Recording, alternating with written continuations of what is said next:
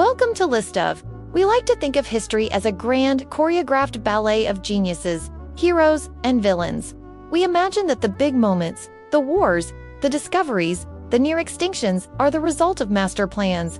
But the truth is much messier. Sometimes, the course of human civilization doesn't change because of a king's decree or a general's strategy. Sometimes, history is rewritten because a driver got lost, a guy wanted a sandwich, or someone looked at a computer screen and simply said, "I'm sure it's fine." Today, it's the list of ordinary people who accidentally changed history.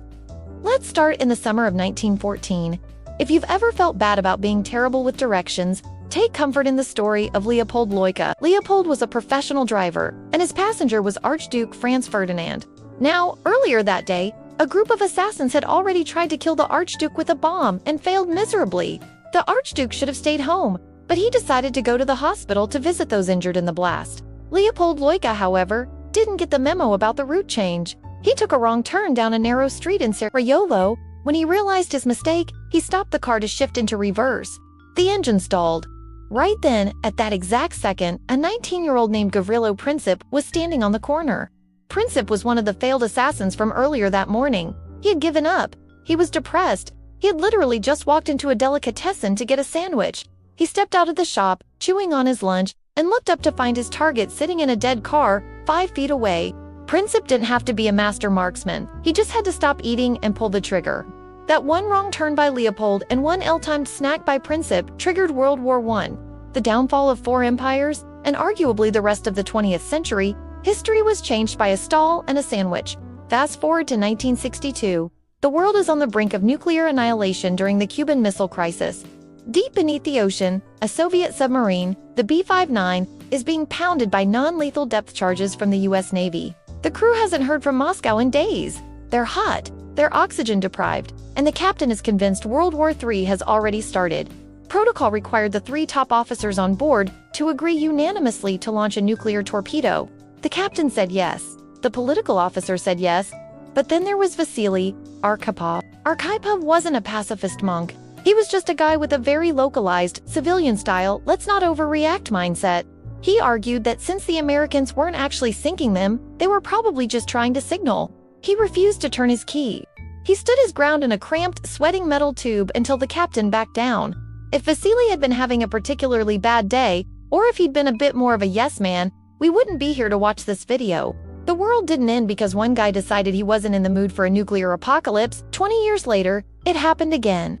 In 1983, Stanislav Petrov was the duty officer at a Soviet nuclear early warning center. Suddenly, his computers started screaming. The system reported 5 incoming U.S. Minuteman missiles. Protocol was clear: report the attack, which would trigger a massive retaliatory strike. But Petrov had a gut feeling. He looked at the screen and thought, if the Americans were going to start a nuclear war, why would they only send 5 missiles?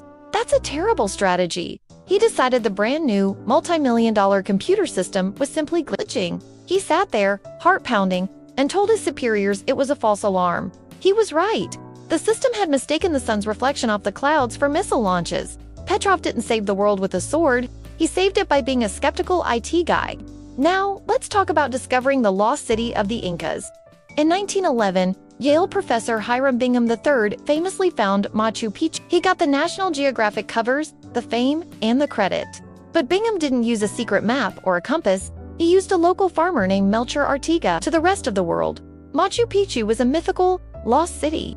To Melchor Artiga, it was just that place up the hill where I keep my huts. When Bingham arrived looking for ruins, Artiga basically said, "Oh, you mean the old stone buildings? Yeah, they're right over there. Give me a silver dollar and I'll show you." Artiga guided Bingham up the mountain, probably wondering why this American was so excited about a bunch of old walls the locals had known about for centuries. One farmer's casual afternoon hike turned a local backyard into one of the new wonders of the world. While some people change history by what they do, Roy Sullivan changed history by what happened to him. Roy was a U.S. park ranger in Virginia with a very specific, very terrifying talent. He was a lightning magnet. Between 1942 and 1977, Roy was struck by lightning 7 times. He lost toenails, his eyebrows were singed off, and his hair caught fire so often, he started carrying a bucket of water in his truck. But Roy was a diligent ranger. He documented every single strike in his park. Reports before Roy, lightning strikes were seen as freak. unpredictable acts of God, but Roy's detailed accounts provided a bizarre, unintended dataset for researchers. His bad luck helped scientists understand more about how lightning behaves, the environments that attract it, and how the human body reacts to high-voltage discharge. Roy Sullivan didn't set out to be a scientific pioneer. He just wanted to survive his shift without being toasted. Then there's Margaret Hamilton. In 1969, as Apollo 11 was descending toward the lunar surface, the computer started flashing 1202 and 1203 error codes. This was the most stressful moment in human history. The mission was seconds from being aborted. But Margaret Hamilton, a lead software engineer, had anticipated this. In an era where software wasn't even a respected term, she had insisted on building error detection into the code. She knew that humans, even astronauts, were prone to making mistakes, like leaving a radar switch on that would overload the computer. Because of her foresight, the computer knew to ignore the low-priority radar data and focus on the landing. She didn't have a flashy title during the launch, but her just-in-case coding prevented the most famous mission in history from ending in a frantic U-turn. History isn't just made by the people in the history books, it's made by the driver who missed his turn, the officer who stayed calm, the farmer who knew a shortcut, and the coder who planned for someone else's mistake. The next time you make a wrong turn or feel like your job doesn't matter, just remember, you might be one sandwich away from changing the world. Thanks for watching this episode of List of. If you enjoyed these accidental legends, make sure to hit that like button and subscribe for more deep dives into the weird side of history. Have you ever had a butterfly effect moment in your own life? Let us know in the comments below. We'll see you in the next one.